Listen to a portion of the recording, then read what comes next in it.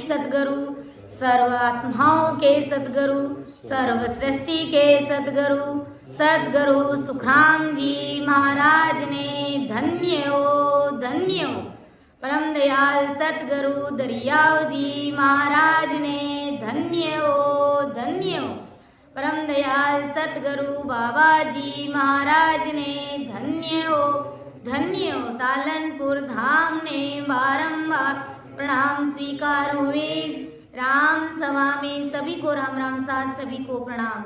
अमर लोक सो आवे जो मरत लोक के माए गुण आवे गुण मति देख जो कृपा की जो आए मेरी बोधि सूक्ष्म मापे कयो न जाए कृपा करे गुरुदेव जी जब तब देव सुनाए।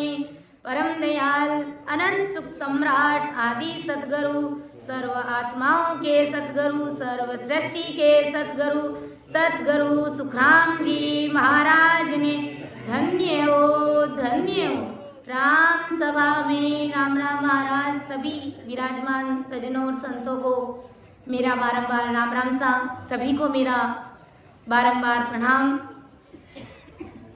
आज की सत्संग में अर्थ करने में समझाने में किसी भी प्रकार की मेरे से त्रुटि रह जाए तो सभी से मेरा निवेदन रहेगा मुझे क्षमा करें एवं मेरा मार्गदर्शन अवश्य करें, क्योंकि ये गुरु महाराज का ज्ञान है बहुत ही अथाह है, बहुत ही गहरा है, जिसका कोई वार है न कोई पार है।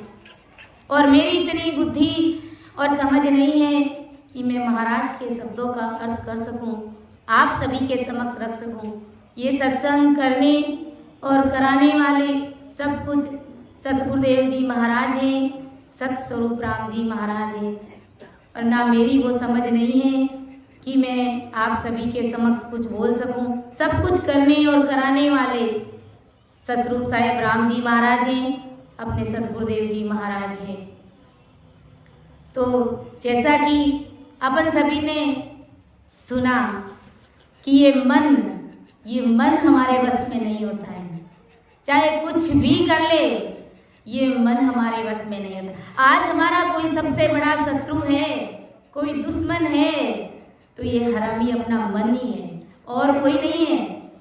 क्योंकि अपन छोटी सी बात होती है तो दूसरों के ऊपर दोष मढ़ते हैं कि इनकी वजह से मैं भजन भक्ति और सिमरन नहीं कर पाया, इनकी वजह से मेरे ये हो गया वो हो गया। लेकिन अपन ये खुद नहीं जानते कि हमारे अंदर जो ये मन रूपी काल बैठा है ये कितना हमारे ऊपर हावी है। हम उसका विचार ही नहीं कर सकते, सोच भी नहीं कर। अपन जितना सोचे उससे तो लाख गुना इस मन की रफ्तार तेज है, जिसका अपन सोच भी नहीं सकते। इतना ये मन तेज दौड़ता है। परम दयाल आदि सतगुरु सुखराम जी महाराज ने मन क्या कहता है कि मेरे पास ऐसे ऐसे योद्धा है, तुम चाहे भली लाख कोशिश कर लो, लेकिन ये मन, मेरे इस मन से कोई जीत नहीं सकता। यहाँ तक कि बड़े बड़े सूरवीर योद्धा, बड़े बड़े ऋषि मुनि सब पच के हार गए, थक गए, मर गए और मुझे कोई जीत नहीं पाए, मेरे से कोई परे हो ही नहीं पाए। तो आखिर इस मन का क्या करें। आदि सतगुरु सुखराम जी महाराज ने ऐसे ही नहीं कहा है, हाथी है झूठो कोई फेरे संत या फूटो रे, हाथी है झूठो। ये हाथी कौन है? इस मन को ही महाराज ने हाथी कहा है कि ये हाथी जुट रहा है, ये किसी से फिरा नहीं है, ये किसी के बस में हुआ नहीं है, किसी की बात मानी नहीं है इसने। क्योंकि जिनके पास सतरूप साहेब की भक्ति नहीं होती है तो भले वो लाख जतन कर ले, लाख कोशिश कर ले, लेकिन इस मन रूपी काल से वो बच नहीं सकता है। कभी डॉक्टर साहब ऑनलाइन सत्संग में कहते हैं ना, मारो मन बांध रो रे ओ तो गणी पदा का मारे रे, मारो मन बांध रो रे ओ तो वास्तव में ये अपना मंदिर बंदरी है, ये वानरी है, ये बांध रही है, इनसे कोई कम नहीं है। एक पल में तो कहेगा मैं सत्संग में जाऊंगा, बड़े भाव और प्रीति के साथ में ये कह देता है। दूसरे ही पल में कहते हैं कि आज जाना जरूरी है, क्या सत्संग तो हमेशा ही होती है, गुरु महाराज का तो काम ही यही है, कल और चले जाएंगे।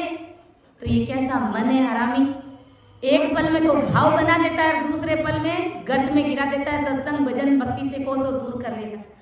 जैसे कैसे भी सत्संग के लिए रवाना होते तो हजार विघ्न हमारे सामने आकर के खड़े हो जाते हैं, और ऐसे ऐसे दुख, ऐसे ऐसे अर्जेंट काम आते हैं कि अपन सोच ही नहीं सकते, और ज्यों त्यों भी करके महाराज की कृपा से सत्संग में आकर के बैठ जाते हैं। तो यहाँ पर ये मन वश में नहीं होता है। घर पे क्या रहा होगा, बच्चे स्कूल से आ गए होंगे, खाना कैसे खाएंगे, वो काम कौन करेगा, ये मन हमारे वश में नहीं होता है। इसलिए आदि सतगुरु जी महाराज ने कहा है कि ये मन किन के वश में हुआ है और किन के वश में नहीं हुआ है, और कैसे हमें राम जी महाराज से अरदास करके इस मन को काबू पाना है, इस मन पर विजय प्राप्त करनी है। हाथी है झूठो, है झूठो कोई फेरे संत फूटो रे, हाथी है झूठो, है झूठो रामा मोरो बंदे ना आंग से माने, साकड़ गिणयन खूंटो रामा मोरो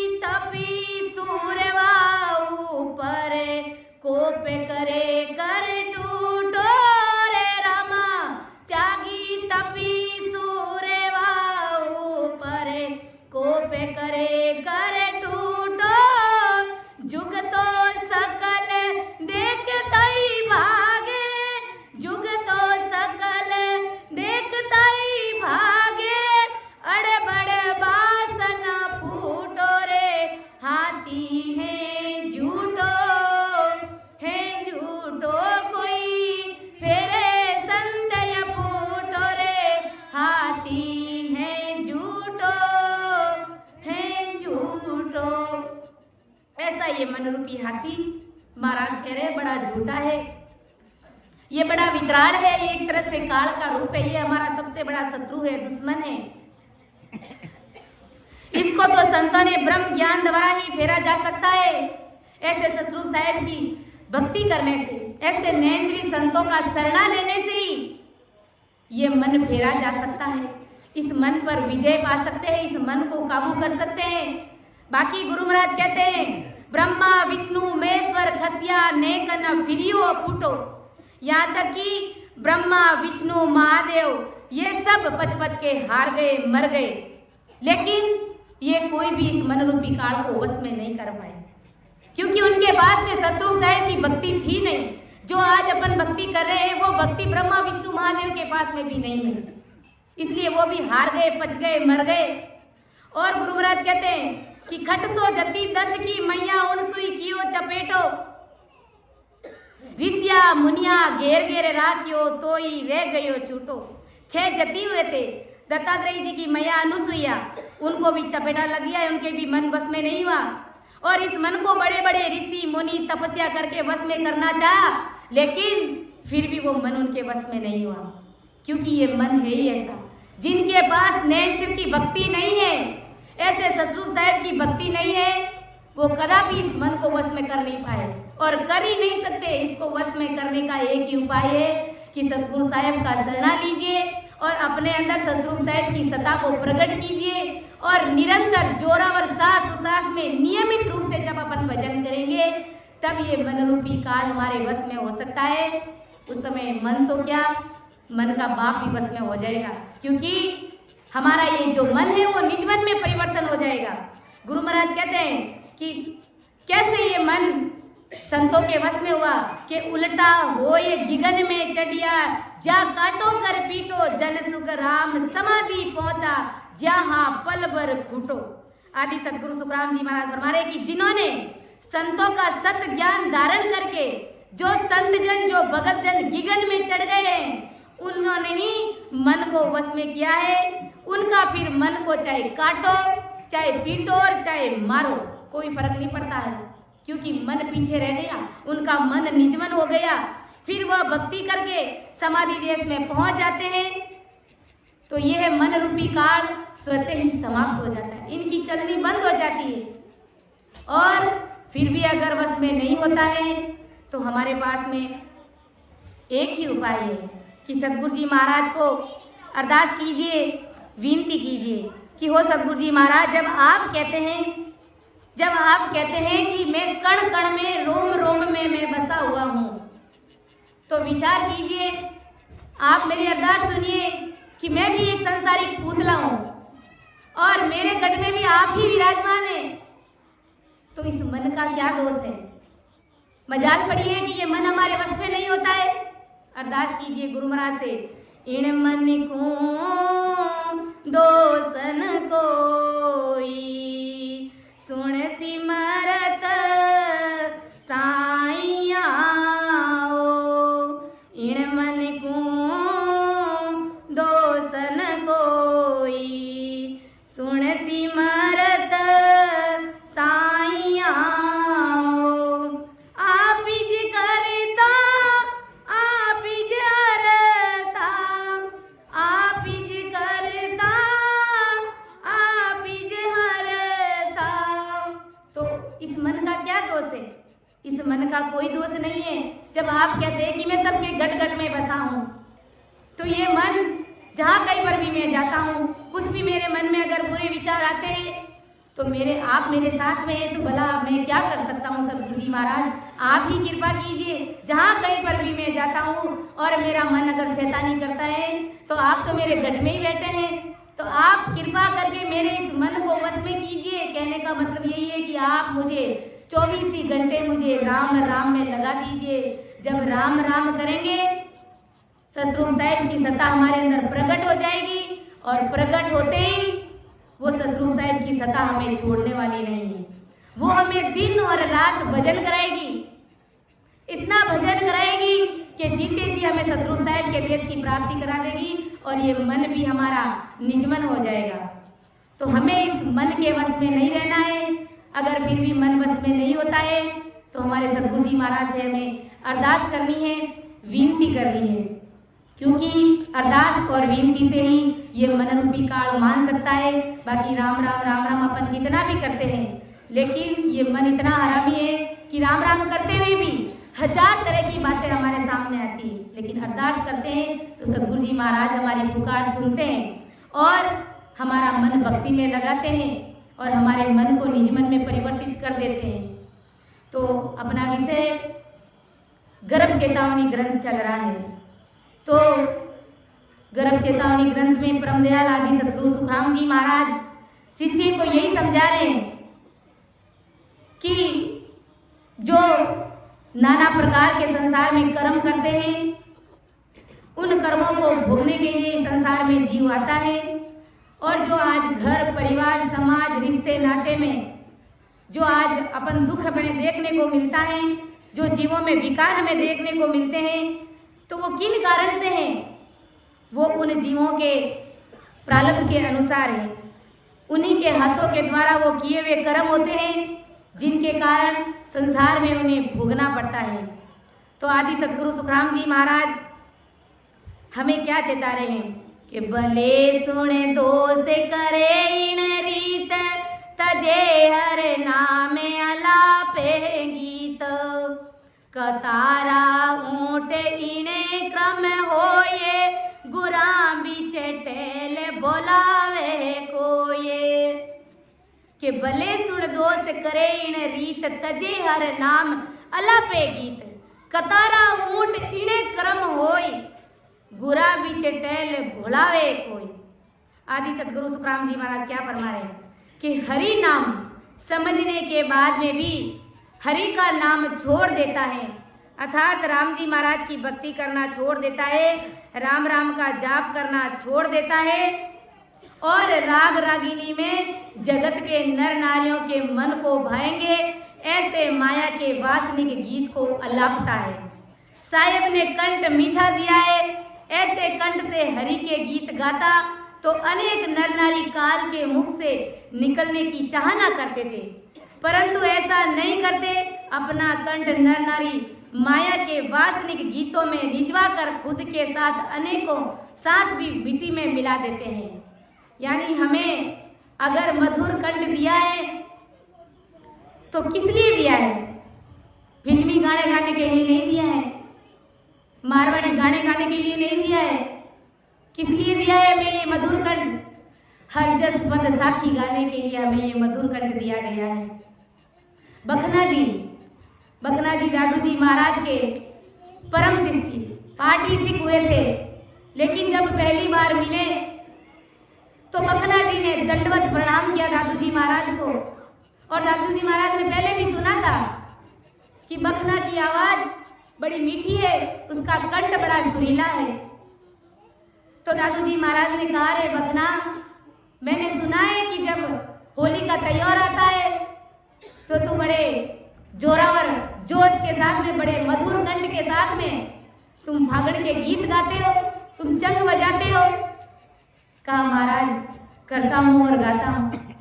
कहा रे बखना, यही मधुर कंठ, इसी मधुर कंठ से अगर तू सतगुरु साहिब के गुणगान करे तो तू महाराज के हर्षस पद बोले तो उसी समय गुरु महाराज स्वीकार कर लिया और कह दिया कि महाराज जो आप कहेंगे वो मुझे स्वीकार है। तो गुरु महाराज ने कहा कि अगर तुम इसी मधुर कंठ से अगर महाराज के हर्षस पद गाओगे तो कितने जीव काल से मुक्त हो जाएंगे और वो जीव भजन में लग जाएंगे। तो वास्तव में बखना जी ऐसे ही मधुर कंठ से महाराज के हर्षस पद गाते थे तो कई जीव चेतन हुए थे। तो ऐसा सुकृत हमें गंवाना क्यों है? इतना अच्छा मधुर कंठ दिया है तो इसको फिल्मी गानों में नहीं लगा करके इसको हरजस पद में लगाना है। मधुर मधुर हरजस बोले, जैसा आवे वैसा ही हमको सुनाना है, क्योंकि ये हमारे ऊपर आदि सद्गुरु सुखराम जी महाराज की विशेष कृपा है। और अगर इसी जगह फिल्मी गाने गाएंगे तो अपनी सासा को तो नाश करे ही करे, साथ ही साथ दूसरे जो भाई बहन सुनने वाले हैं उनकी भी सासा अपन मिट्टी में मिला रहे हैं। तो उल्टे सिर के ऊपर कर्म बंधन हो रहे हैं, गुनाह बांध रहे हैं। तो गुरु महाराज कहते हैं कि सतगुरु किसी परिस्थिति वश कोई, आगे महाराज समझा रहे कि सतगुरु जी महाराज अगर किसी परिस्थिति वश कोई सेवा किसी मनुष्य से मांग लेते हैं और वह सेवा अगर खुद की क्षमता होते हुए भी खुद नहीं करता है और चालाकी से उस चीज को टाल देता है, उस बात को टाल देता है और दूसरों से वो सेवा करने के लिए बोल देता है। सतगुरु जी महाराज अगर कोई काम बता देते हैं कि भाई ये मेरा काम करना, तो शिष्य इतना चालाकी से उस काम को टाल देता है और दूसरों को बोलता है कि भाई तू ये काम कर देना। तो इस कारण वह मनुष्य कतारों का ऊंट बनता है। कतारों का ऊंट बनता है। कतारों का ऊंट यानी अनेक ऊंट है जो एक ही कतार में एक के पीछे एक बांधे हुए चलते हैं और उनके ऊपर भारी माल एक गांव से दूसरे गांव में ले जाया जाता है। अपन देखते हैं कतार के ऊंट, सबसे आगे मालिक चलता है उस रस्सी को, डोरी को लेकर के, फिर पीछे कम से कम 10, 15, 20, 50 ऊंट की कतार लगी हुई, सबके ऊपर माल ढोया हुआ रहता है। और अब अगर किसी ऊँट को थकान आ गई, भूख लग गई, प्यास लग गई, तो मजाल पड़ी है वो रुक जाए, क्योंकि आगे मालिक खींच रहा है, उसके पीछे उसको ऊँट खींच रहा है, उसके पीछे उसको, मतलब एक दूसरे को आपस में खींचे जा रहे हैं। तो रुकना और आराम करना भी उसके बस की बात नहीं है। भूख लगी है तो भूखे मरते ही उसको चलना पड़ेगा, प्यास लगी है तो प्यासे मरते ही उसको चलना पड़ेगा। ये है कतारों के ऊँट की सजा। इसलिए अगर अपन राम जी महाराज की भक्ति करते हैं, सिमरन करते हैं, भजन करते हैं, तो हमें कतारों का ऊँट बनने की आवश्यकता नहीं है, क्योंकि सतगुरु जी महाराज की हमारे ऊपर पूरी विशेष कृपा है और हमें ऐसा सतरूप साहेब का शरणा भी मिला है। तो सतगुरु जी महाराज की विशेष कृपा है तो कोई अपना कुछ बिगाड़ ही नहीं सकता। मारे सिर पर सतगुरा जी रो हाथ, कोई तो मारो कहीं करसी। मारे सिर पर साहेब जी रो हाथ, कोई तो मारो कहीं करसी, कोई तो मारो कहीं करसी। अगर सतगुरु जी महाराज की विशेष कृपा है, जी कंटिन्यू अगर भजन भक्ति और सिमरन करेंगे तो कहाँ कतार का ऊँट बनने की आवश्यकता है हमको। सतगुरु जी महाराज की पूरी कृपा है, सतगुरु जी महाराज की आज्ञा में बंधे हुए, सतगुरु जी महाराज का एक भी काम टालते हुए ये भजन भक्ति और सिमरन का, तो कहाँ पर हमें कतार का ऊँट बनने की आवश्यकता है। जो सतगुरु जी महाराज पर विश्वास कर लेते कि जो सतगुरु पे विश्वास करे वो खूंटी तान के सोवे, जटे प्रवेश करेगा कोई बाल ना बाका होवे, कोई तो मारो कहीं करसी। तो सतगुरु जी महाराज की आज्ञा में पूर्ण रूप से बंधे रहेंगे, ऐसे बंधे रहेंगे कि ये मन रूपी काल हमारे ऊपर हावी हो ही नहीं सकता। ये सतगुरु जी महाराज की आज्ञा में पूर्णतः लगा हुआ रहेगा तो कतारों का ऊँट बनने की हमें कहाँ हो सकता है। इसलिए हमें निर्भय होकर के, निश्चिंत होकर के हमें राम जी महाराज की भक्ति करनी है। सतगुरु जी महाराज का शरणा है और विश्वास है तो फिर हमें डरने की आवश्यकता नहीं है। ऐसा परमदयाल आदि सतगुरु सुखराम जी महाराज फरमाते हैं कि भले ओ ऊँट इन्हें कर्म जाने, अणबे ज्ञान उतापे आणे, दसरावे में की सूत मरे इन कर्म जनाहर, घेर छुड़ावे धर्म। गुरु महाराज कहते हैं कि जो मनुष्य सतगुरु का अणबे देश का वैराग्य ज्ञान उल्टा देता है, महाराज का अणबे शब्द, महाराज का अणबे ज्ञान अगर कोई उल्टा देता है, पलटा देता है, स्वीकार नहीं करता है, तो ऐसा मनुष्य भी कतारों का ऊँट बनता है। यानी जो भरमाने का काम करता है, खुद भी भ्रमित होता है और दूसरों को भी भरमाता है, तो वो कतारों का ऊँट बनता है। जो मनुष्य संत जनों को घेर करके रखता है और उसने धारण किया हुआ राम नाम सनातन धर्म उन्हें जबरदस्ती छुड़ाने लगता है, तो वह मनुष्य अगले जन्म में दशहरा के दिन तड़प तड़प कर मारा जाने वाला वैसा बनता है। यानी कोई संत जन अगर भक्ति कर रहे हैं और कोई दूसरा आकर के उसको भिजका देता है, उसको भरमा देता है, राम नाम को छुड़ाने का प्रयास करता है, तो आदि सतगुरु सुखराम जी महाराज फरमाते हैं कि जो दशहरा के दिन जो भैंसा होता है उसको मारा जाता है बुरी तरह से, उसको तड़पा के, तो वो भैंसा वो बनता है। इसलिए हमें ऐसे कर्म नहीं करने हैं, क्योंकि वैसे भी अपन सभी जानते हैं कि हमारी ये कर्मों की गठरी बड़ी भारी बंधी हुई है। इतनी भारी है कि गुरु महाराज कहते हैं ना, सवा मणे उड़ जो है सूत, सूत कुणे सुलझासी, ओ सवा मणे उड़ जो है सूत, सूत कुणे सुलझासी। ये सवा मण उलझा हुआ सूत है, यानी इतने भारी कर्म हमारे द्वारा हो गए, ये इतने भारी सूत हमसे सुलझ गए, उलझ गए कि कोई सुलझाने वाला इस जगत में है ही नहीं, कोई सुलझाने वाला इस जगत में है ही नहीं है। लेकिन वो कौन है? आदि सतगुरु सुखराम जी महाराज है, जिनसे हमें भेद मिला है, वो हमारे सतगुरु जी महाराज है। सतगुरु मारा चतुर सुजाने, पलक माए सुलझासी। अरे गुरु मारा चतुर सुजाने, पलक माए सुलझासी। हमारे कितने भारी कठिन कर्म किए, लेकिन सतगुरु जी महाराज बड़े सुजान, बड़े चतुर मिले हुए। बड़ा विश्वास है, इसमें कोई फेर फार और फर्क नहीं। अगर विश्वास है तो ये कर्मों की गठरी, ये कर्म बंधन हमें अपने आप कुदरत ही छुड़ा देंगे। लेकिन छुड़ाएंगे कब?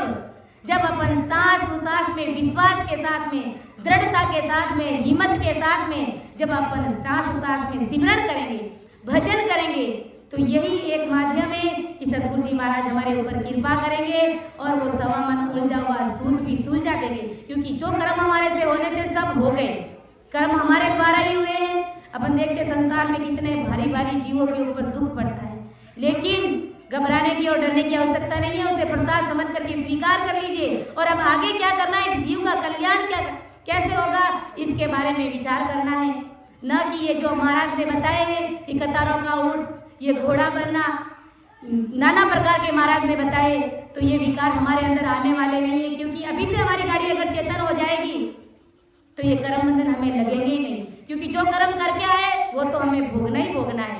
लेकिन अब हमें किसी भी प्रकार के नए कर्म नहीं मानने हैं। इसलिए गुरु महाराज से अरदास करनी है, मारी कर में डोर काठी बंदी, जन्म जन्म की फांस मारा, सतगुरु राम छुड़ावसी, मारे मन में मोटी आस मारी।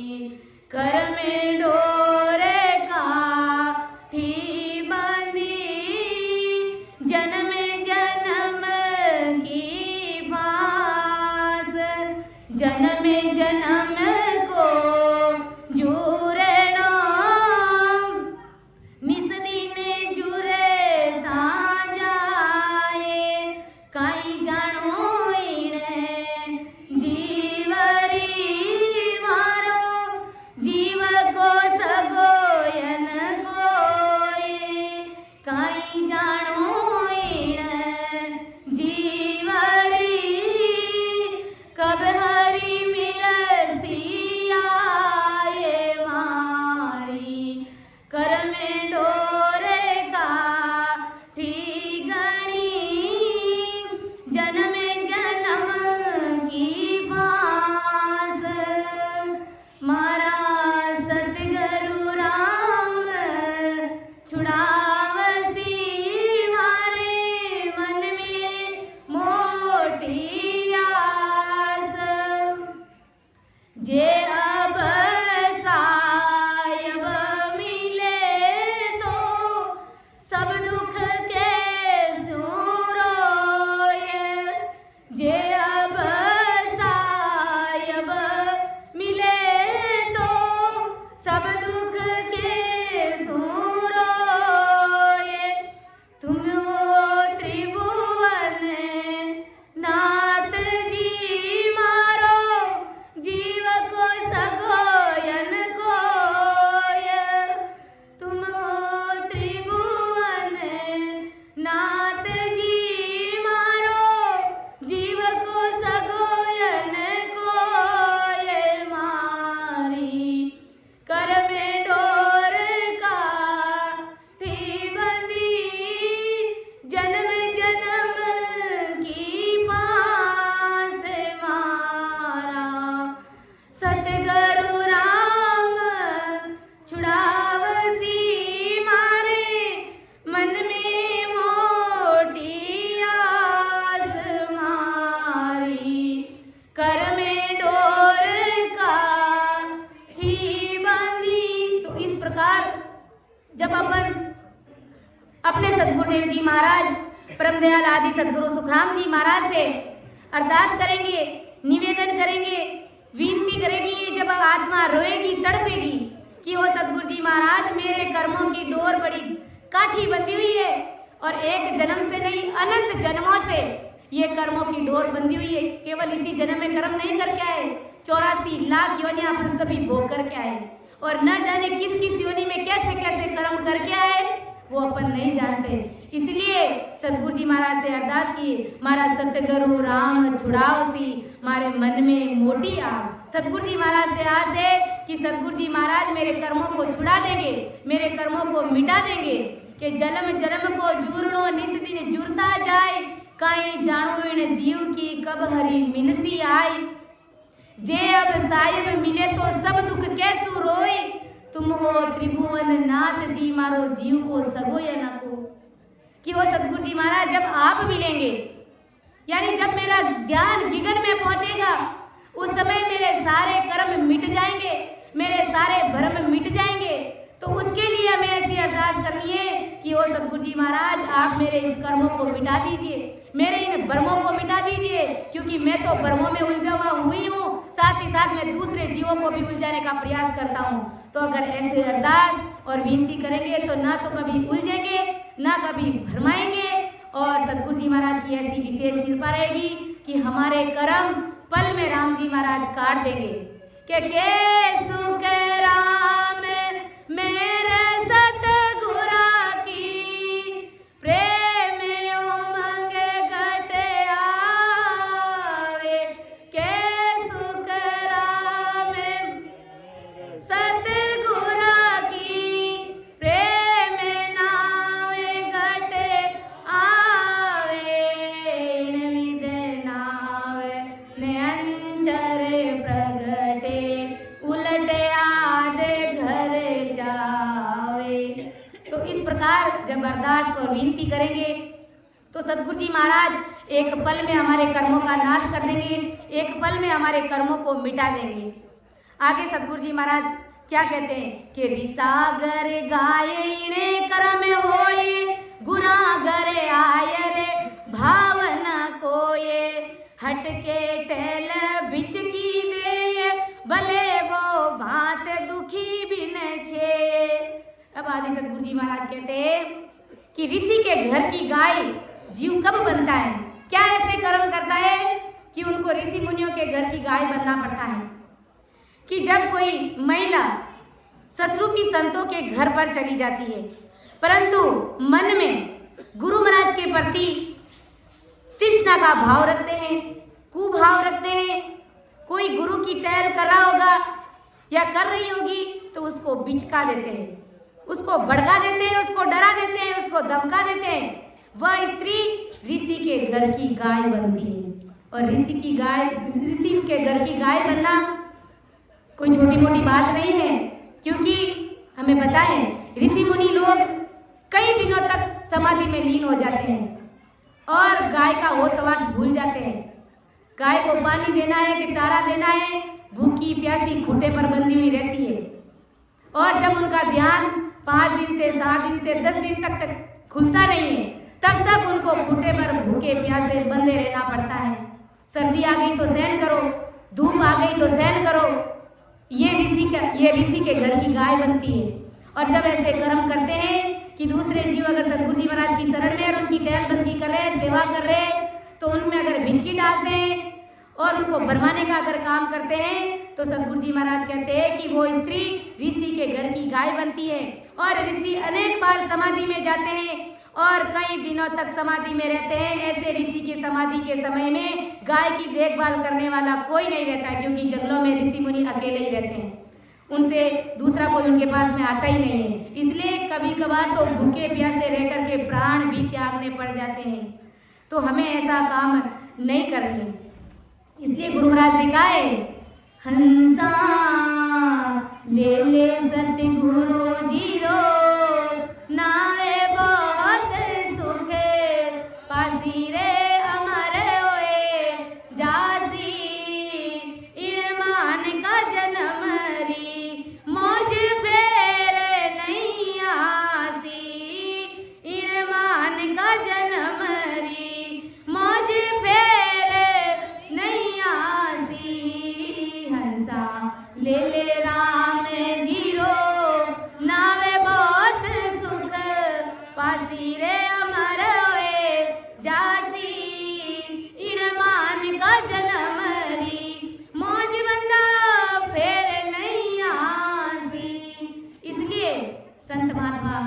जाते हैं कि अरे बंदा, तू राम जी महाराज को नाम ले ले, तू साहेब जी को नाम ले ले, तू सतगुरु जी महाराज का नाम ले ले, ताकि ऋषि के घर का गाय बनना ही नहीं पड़े, ऋषि के घर की गाय तुझे बनना ही नहीं पड़ेगा, किसी को बनवाने में तू भटका हुआ रहेगा ही नहीं, अटका हुआ रहेगा ही नहीं। क्योंकि राम जी महाराज का भजन करते हैं तो उनको किसी से कोई लेना देना नहीं रहता है। कौन क्या कर रहा है, किसकी सेवा करता है, कौन क्या कर रहा है, कौन क्या नहीं कर रहा है, उससे किसी से कोई लेना देना नहीं है। उससे सिर्फ अपने जीवात्मा के कार्य की पड़ी हुई रहती है।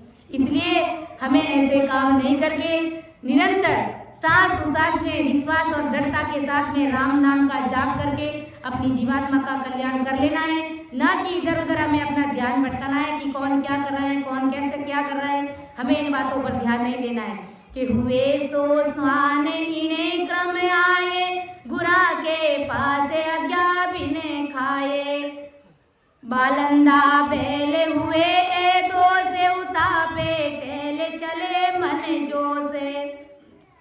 यानी सतगुरु जी महाराज के साथ रहता है और सतगुरु जी महाराज के लिए खाने के लिए अगर कोई चीज़ आई हुई रहती है और सतगुरु को भनक भी नहीं लगने देते और बिना आज्ञा के, बिना परमिशन के ही वो खाते रहता है। सतगुरु जी महाराज के साथ रहता है और अगर कोई सतगुरु जी महाराज की कोई चीज़ आई हुई रहती है और उसको बिना पूछे अगर कोई खाता रहता है चुपके चुपके चोरी चोरी, तो वह मनुष्य अगले जन्म में भूख के कारण रोटी के लिए घर घर भटकने वाला कुत्ता बनता है। ऐसा आदि सतगुरु सुखराम जी महाराज फरमाते हैं। ये कोई मनगढ़ंत बातें नहीं है, ऐसे नहीं, क्योंकि ये महाराज की बातें हैं और हमें स्वीकार करनी पड़ेगी। उसे इतना जगह जगह भटकने के बाद भी पेट भर रोटी उसको खाने के लिए नहीं मिलती है और भूख लगने के कारण भारी उनको तड़पना पड़ता है और ऐसा दुख उनको भोगना पड़ता है। और सदगुरु ने जो काम बताया उस काम के बताए हुए कार्य को अपने मन के जोश में आकर के उताप देता है, जोश में और मगरूरी में आकर के अगर उताप देता है और सतगुरु जी महाराज के चाहना के विरुद्ध अगर कोई कार्य करता है तो इस कारण वो बालदा का बैल बनता है। इस बैल पे एक देश से दूसरे देश भेजने वाली भारी वजनदार माल की बोरियां उनके ऊपर लादी जाती है। यानी जो बैल होते हैं आज तो इतना हमें देखने को नहीं मिलता है, लेकिन जब महाराज जी के समय में बैल एक देश से दूसरे देश जाते थे और उनके ऊपर इतनी भारी भरकम सामानों से भरी हुई बोरियां उनके ऊपर लाद दी थी कि उनका चलना भी मुश्किल हो जाता था। अब वो अगर बैल भूखे मर रहे हैं तो मरते ही रहते हैं, उनको कोई बीच रास्ते में पानी पिलाने वाले नहीं रहते हैं, उनको कोई बीच में भोजन नहीं कराते, कोई घास फूस चारा नहीं देते, उनको बैल बन करके इस प्रकार से भारी भरकम बोरिए लाद करके एक देश से दूसरे देश उसको जाना पड़ता है। तो ऐसा भारी ऐसा कठिन दुख उनको भोगना पड़ता है जो सतगुरु जी महाराज की रखी हुई चीज चुरा करके खाते हैं। इसलिए हमें ऐसा काम नहीं करना है कि किस बने होए एहे प्रकारे जगे पत निंदे सराए जारे गुरागर काम रखे अंग कोये गडेती बेलईने क्रम होए। जो स्त्री पूर्व जन्म में अपने सीलवान पति की निंदा करती है और व्यभिचारी यारों की शोभा करती है, यानी जो लोग विकारों से भरे हुए रहते हैं, जो लोग विषय वासनाओं में लगे हुए रहते हैं, उनकी तो शोभा करती है, और अपना पति जो सीलवान है उसकी निंदा करती है, तो वो स्त्री वेश्या बन करके अनेक दुख भोगती है। जो पुरुष सतगुरु के घर काम करने में पूरी मेहनत से नहीं करते हैं, अंग चुरा करके करता है, वह पुरुष अगले जन्म में पांचाल के गाड़ी का बैल बनता है। और पांचाल का जो बैल होता है वो काम करने के लिए एक गांव में नहीं रहता है, उसे पेट भरने के लिए गांव-गांव में जाकर काम खोजना पड़ता है। इस कारण पांचाल अपना पूरा संसार गाड़ी में ही गंवा देता है। वह गाड़ी जिस बैल को जूते जाती है उसे पांचाल का बैल कहते हैं। यानी उस बैल को गाड़ी के आगे जोत दिया जाता है और फिर उसको कितना कठिन दुख भोगना पड़ता है। इसलिए हमें संसार में ऐसे काम नहीं करने हैं। इसलिए संत महात्मा कहते हैं कि ऐसे कर्म करने से पहले बंदा हरि नाम गुण गाए ले रे जोगिया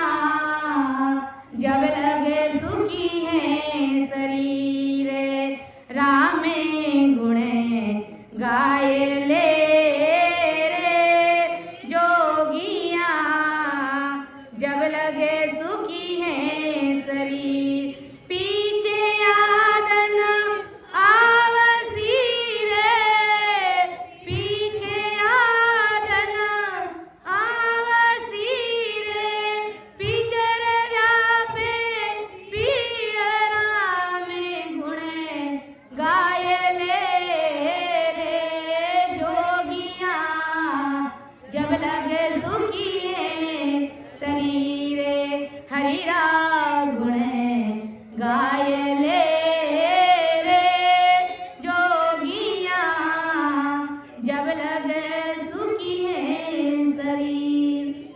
इसलिए संत कहते हैं कि अरे बंदा 5 साल का बैल बनने से पहले ही राम जी महाराज की भक्ति कर ले और अपनी जीवात्मा का कार्य कर ले।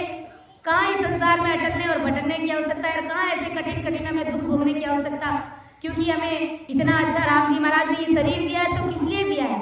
भजन भक्ति और सिमरन करने के लिए दिया है, कोई 5 साल का बैल बनने के लिए नहीं दिया है।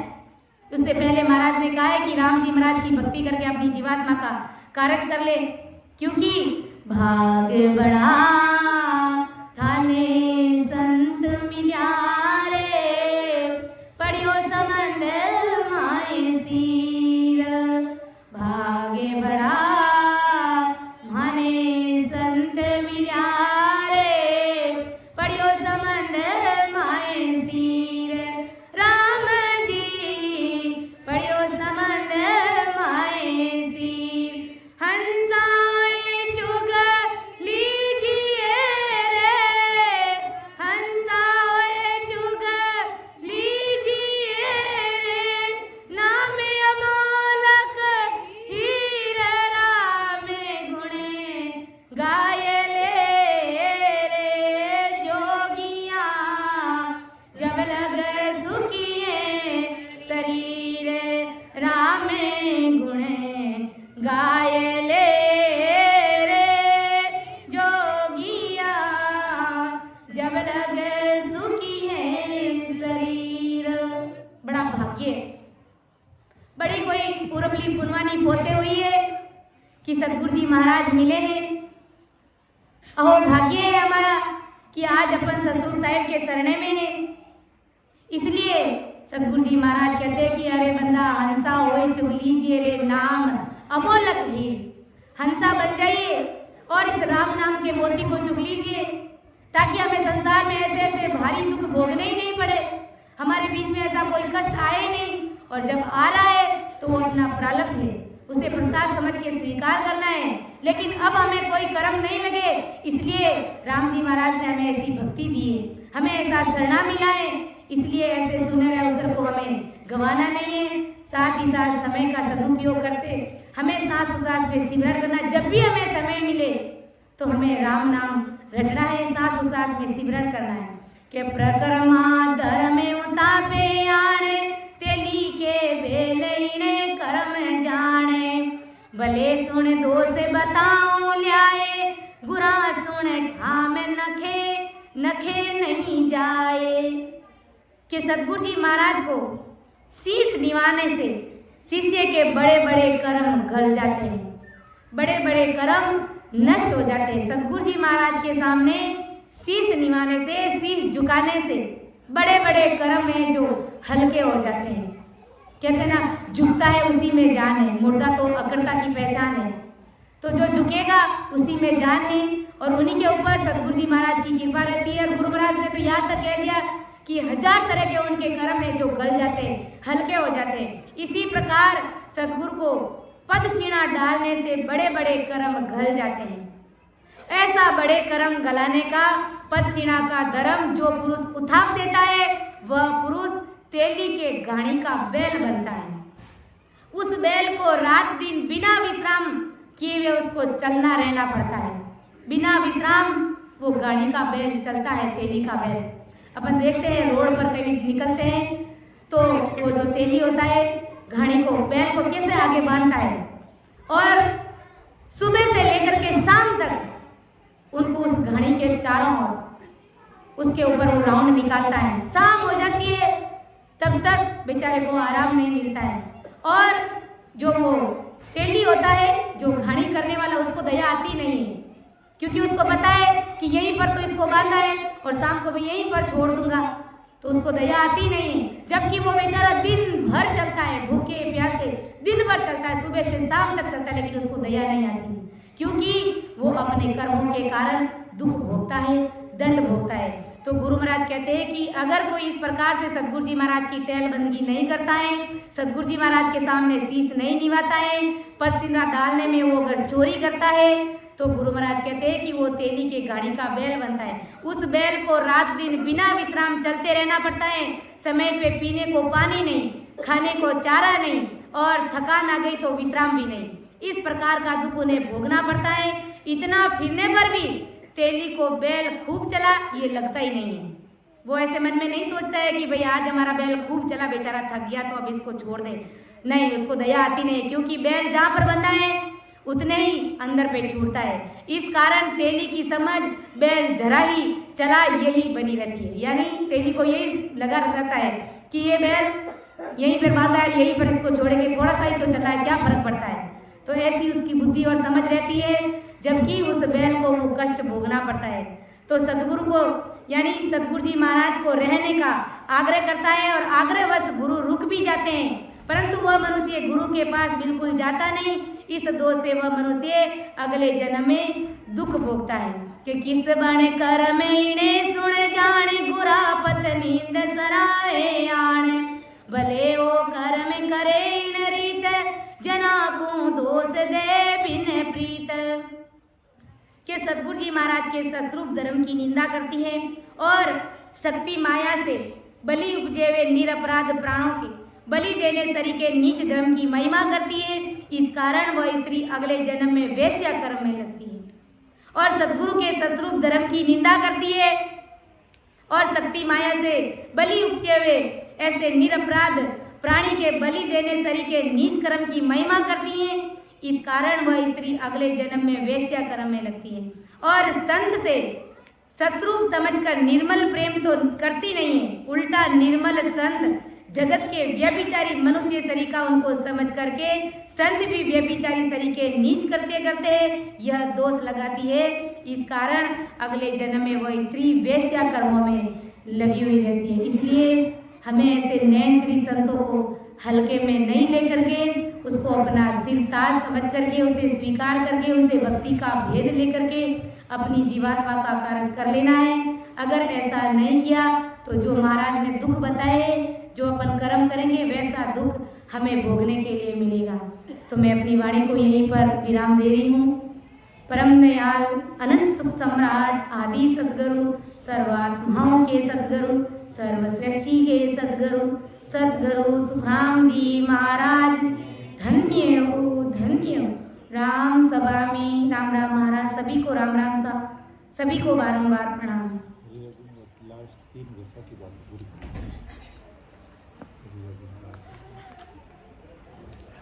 इसलिए संत हमें चेताते हैं, हरि राम गुण गाए ले रे जोगिया जब लग सुखिए शरीर, राम गुण गाए ले रे जोगिया जब लग सुखिए शरीर, अवसर जाए दिनो दिन बीत्यो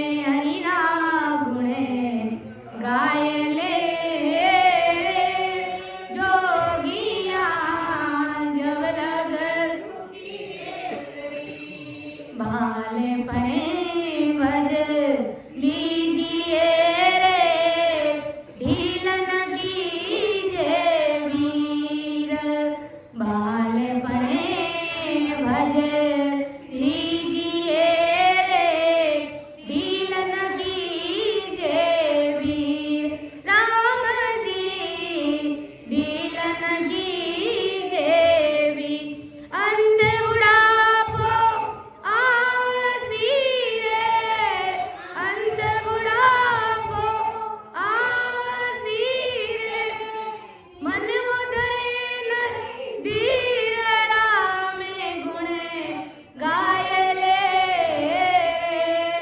जोगिया जब लग सुखी रे शरीर हरि गुण गाय ले जोगिया जब लग सब देवारा देव राम जी सब पीनारा पीर सब देवारा देव राम जी सब पीनारा पीर राम जी सब पीनारा राम सनी भज लीजिए रे राम सनी भज हरि सुख की सी राम गुण गाय ले रे जोगिया जब लग सुखी शरीर राम गुण गाय ले जोगिया जब लग सुखी शरीर पीछे आदन आवसी रे पीछे आवसी रे पीछर राम पीर राम गुण गाय ले रे जोगिया जब लग सुखी शरीर हरि गुण गाय ले जोगिया जब लग सुखी शरीर।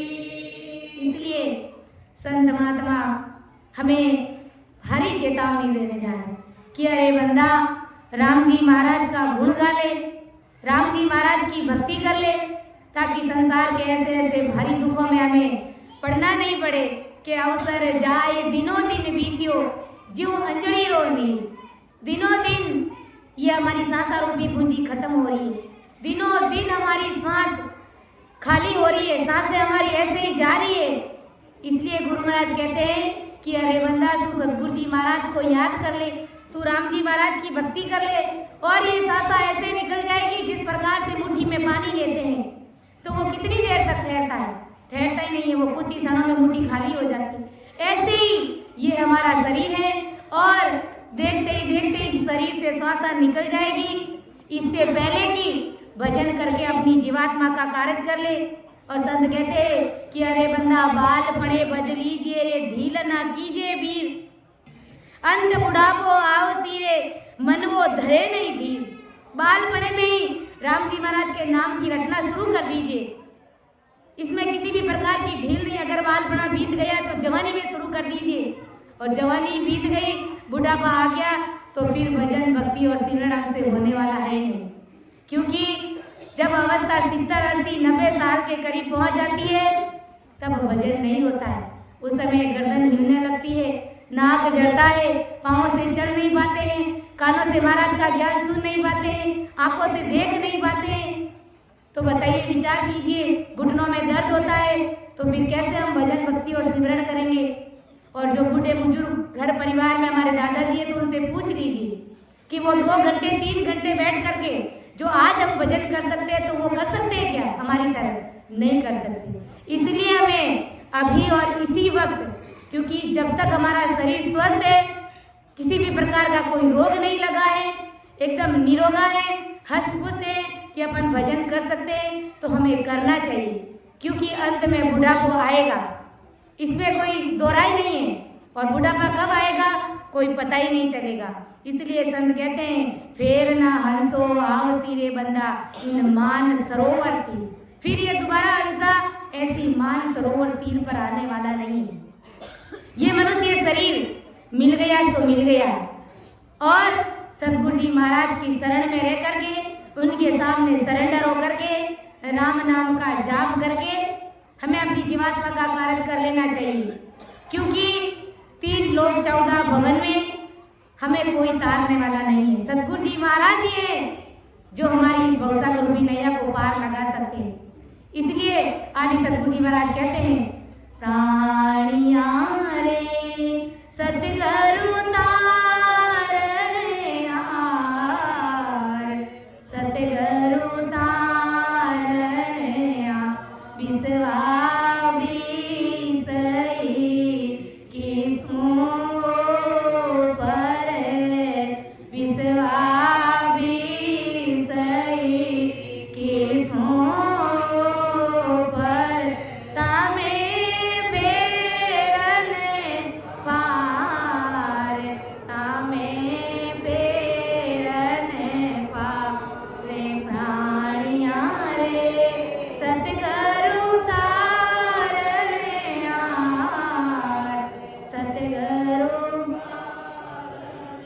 सतगुरु जी महाराज ही हमें भवसागर से तारने वाले हैं। 20 विश्वा नहीं 21 विश्वा बात पक्की और सच्ची है कि सतगुरु जी महाराज ही हमारी इस नैया को भवसागर से पार ले जाने वाले हैं। बाकी इस संसार में अगर अपन कितना भी कुछ भी करोड़ों जतन कर लेंगे, कितने भी देवी देवताओं को मानेंगे, इधर उधर भटकेंगे, लेकिन कहीं पर भी हमें ये तत्रूपी भक्ति का भेद मिलने वाला नहीं है, ऐसे नैन श्री संतों का शरणा मिलने वाला नहीं है। अंत समय में हमें यही समझ आएगी कि सतगुरु जी महाराज ही तारेंगे। तो इससे पहले कि आज और अभी इसी वक्त सतगुरु जी महाराज के समक्ष सरेंडर होकर के सांस सांस में भजन करके अपनी जीवात्मा का जीते जी कल्याण कर लेना है। तो सभी को राम राम सा, सभी को मेरा बारंबार प्रणाम।